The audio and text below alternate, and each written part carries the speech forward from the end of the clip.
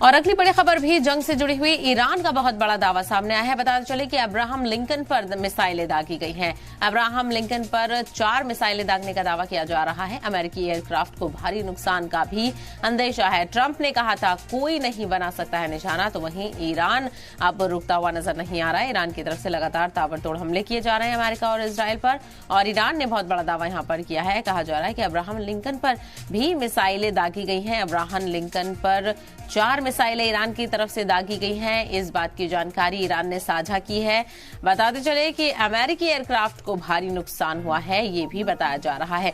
हालांकि ट्रंप ने कहा था कि कोई भी निशाना नहीं बना सकता है अब्राहम लिंकन को, और वहीं ईरान ने यह बड़ा दावा किया है कि उसने अब्राहम लिंकन पर मिसाइलें दागी हैं। 1 या 2 नहीं, 4 मिसाइलों से निशाना अब्राहम लिंकन पर किया है। अमेरिकी एयरक्राफ्ट है जिसको भारी नुकसान का अंदेशा बताया जा रहा है। हालांकि अमेरिका इस बात को लेकर पहले भी जानकारी साझा कर चुका है और कह चुका है कि कोई भी अब्राहम लिंकन को निशाना नहीं बना सकता, लेकिन ईरान ने इस पर निशाना साधा।